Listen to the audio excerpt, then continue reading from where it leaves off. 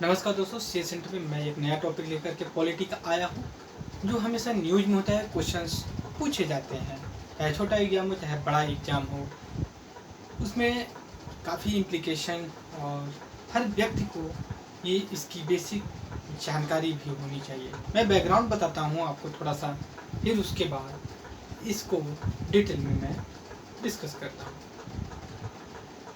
जब देश आज़ाद हुआ और जो इंडियन नेशनल मूवमेंट के लीडर थे, ऑनेस्ट थे और डेडिकेटेड थे देश को लेकर के, उनको व्यक्तिगत कोई या फिर कोई पार्टी से ज़्यादा देश के हित में काम करने का एक जुनून था। But unfortunately due course of that time, credibility of the political leaders eroded.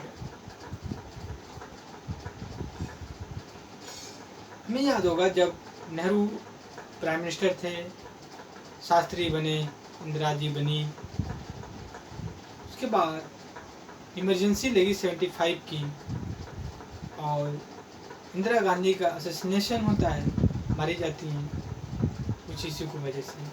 और उसी 1983 में उनका असैसिनेशन होता है। 84 में 1984 में इलेक्शन होता है लोकसभा का, और उस समय उनके बेटे राजीव गांधी, जो कि एक यंग लीडर होते हैं, और वो जो है कि बहुत बहुमत से, समझ लीजिए कि 550 सीट में आपका मोर देन 400 सीट अकेले कांग्रेस ने जीता था, क्योंकि असैसिनेशन हुआ था इंदिरा जी का और सिंपैथी पूरे देश की इंडियन नेशनल कांग्रेस के। उसी समय कुछ स्टेट में कांग्रेस और अदर पार्टी का कोएलिशन से भी गवर्नमेंट बनी। उनमें से एक स्टेट था हरियाणा। वहाँ पे जो चुनाव हुए थे, पॉलिटिकल पार्टी जो थी स्टेट गवर्नमेंट में, स्टेट असेंबली का जो विधानसभा का चुनाव हुआ था, कुछ मेजोरिटी में नहीं थी, अलायंस लेकर के बनी। उसी समय एक व्यक्ति थे, आया राम गया राम थे। वो क्या किए कि एक दिन में वो एक पार्टी से दूसरे पार्टी में, दूसरे पार्टी से दूसरे पार्टी में, एक दिन में वो कम से कम दर्जनों बार अपना परिवर्तन की। 1 घंटे के बाद इस पॉलिटिकल पार्टी की मेंबरशिप, कुछ घंटे के बाद इस पॉलिटिकल पार्टी की मेंबरशिप।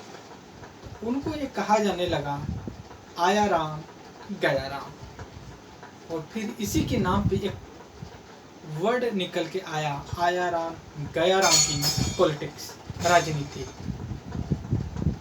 उसी को देखते हुए government of India, prime minister थे राजीव गांधी, एक बहुत बड़ा इस क्षेत्र में बदलाव करने का निश्चय लिया, कदम उठाया, और वो ऐसा एक लॉ लाए कि कोई व्यक्ति इतने आसानी से एक दिन में पॉलिटिकल पार्टी को चेंज ना कर सके।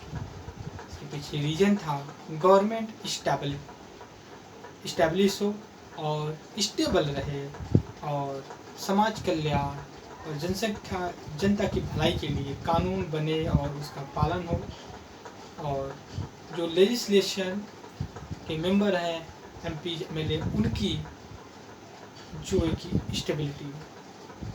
उसी को देखते हुए एक कानून लाए। उस कानून का नाम है, हिंदी में बोलते हैं उसको, दल विरोधी कानून। यहाँ पे आप देख सकते हैं, दल विरोधी कानून, और इसी को इंग्लिश में कहते हैं एंटी डिफेक्शन लॉ, ADL।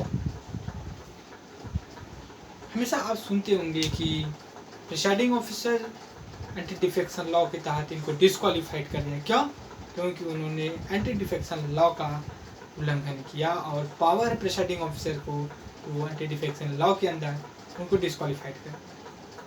दूसरी चीज, ये लाया कब गया, मैं पता है 52 कॉन्स्टिट्यूशनल अमेंडमेंट 19 85, मैंने यहाँ पे 52 लिख दिया था, सॉरी, ये 85 है और 5 फरवरी को इम्प्लीमेंट किया गया। अब आप कहेंगे 5 फरवरी इतना कौन क्लोज डेट याद रखता है? मैं इसलिए कह रहा हूँ, यूपी पीसीएस का एक बार सवाल पूछा गया था, एंटी डिफेक्शन लॉ कौन से डेट को इम्प्लीमेंट में लाया गया, तो 5 फरवरी।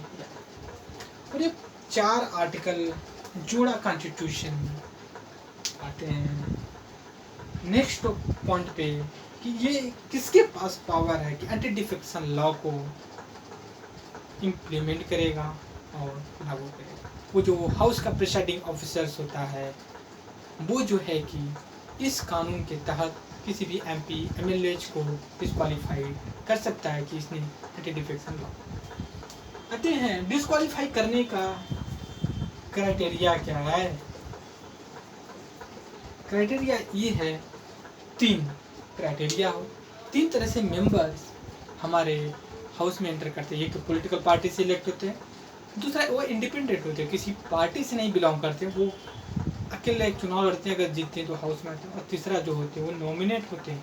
को पता है राज्यसभा में 12 मेंबर को प्रेसिडेंट अपॉइंट करता है, 2 को जो है कि आपका जो एंग्लो इंडियन होते हैं वो लोकसभा। तो यहाँ पे जो पॉलिटिकल पार्टी के मेंबर होते हैं, वो अगर पार्टी लाइन को फॉलो नहीं करते, पार्टी के इंस्ट्रक्शन को, पार्टी कहती नहीं ये करना है, इस बिल पे तुम्हें वोट करना है कि नहीं, ये बिल पास होनी चाहिए, गलती से वो कह दे कि नहीं पास होनी चाहिए, अगेंस्ट में कर दे, एंटी डिफेक्शन लॉ। दूसरी चीज़ है तो जो इंडिपेंडेंट मेंबर होते हैं, जीत गए, अगर वो किसी पॉलिटिकल पार्टी को ज्वाइन कर लेते हैं, उनको डिस्क्वालीफाई कर लिया जाए, क्योंकि आप तो इंडिपेंडेंट, पब्लिक ने आपको देख करके किसी पार्टी को नहीं किया था, इसलिए आपको डिस्क्वालीफाई। तीसरा जो आते हैं नॉमिनेट होते हैं, वो जब 6 महीने के बाद, जैसे मान लीजिए कि आज नॉमिनेट होते हैं और 6 महीने होने से पहले अगर कोई पॉलिटिकल पार्टी ज्वाइन कर लेते हैं तो उन पे नहीं लगेगा एंटी डिफेक्शन लॉ। अगर 6 महीने के बाद ज्वाइन करते हैं तो उन पे एंटी डिफेक्शन लॉ नहीं। एक्सेप्शन भी कुछ है, मतलब कुछ अपवाद भी है। ऐसा नहीं है कि प्रिसाइडिंग ऑफिसर मनमाने तरीके से अपनी मनमर्जी करते रहे, ऐसा नहीं, उसके लिए भी कुछ रुकाव है। अगर मेंबर्स एक पॉलिटिकल पार्टी का, मान लीजिए 100 मेंबर हैं किसी पॉलिटिकल पार्टी का, उसका 2/3 मतलब 67 मेंबर्स अगर निकल के किसी पॉलिटिकल पार्टी में जाग जाते हैं, अदर पार्टी में चले जाते हैं, तो उनके ऊपर एंटी डिफेक्शन लॉ नहीं लगेगा। दूसरा है एक्सेप्शन, अगर वो प्रिसाइडिंग ऑफिसर इलेक्ट हो जाते हैं तब भी नहीं लगेगा, क्योंकि वो माना जाता है जो प्रिसाइडिंग ऑफिसर होता है वो न्यूट्रल होता है। नेक्स्ट आते हैं not case of party split, अगर पार्टी में विवाद हो जाता है, 2 धड़ों में बढ़ जाती है, जैसे आप देख सकते हैं महाराष्ट्र में जो है कि शिंदे और क्या बोलते हैं उधर ठाकरे के बीच में शिवसेना बट गई है 2 धड़ों में, एंटी डिफेक्शन लॉ नहीं लगा। एक्सेप्शन क्या है, अगर वो 2/3 से मर्ज कर जाते हैं किसी पार्टी में, या फिर वो इलेक्ट हो जाते हैं प्रिसाइडिंग ऑफिसर, या फिर इन केस ऑफ स्प्लिट हो जाती है। और जो स्प्लिट वाला केस है वो 91 कॉन्स्टिट्यूशनल अमेंडमेंट 2003 में ऐड किया गया। नेक्स्ट आते हैं जो डिस्क्वालिफिकेशन या फिर जो प्रिसाइडिंग ऑफिसर होता है, जो भी डिसीजन लेता है एंटी डिफेक्शन लॉ के अंतर, उसका जुडिशियल रिव्यू, मतलब जुडिशरी जो न्यायपालिका है वो उसका जज कर सकती है। कहीं ऐसा तो नहीं है ये डिसीजन जो प्रिसाइडिंग ऑफिसर ने लिया है कोई पॉलिटिकल मोटिव से है, मालाफाइड तो नहीं है, इस वजह से इसको जो है कि ऐड किया जाता है। और इसका जुडिशियल रिव्यू क्या है, मतलब जुडिशियल रिव्यू क्या होता है?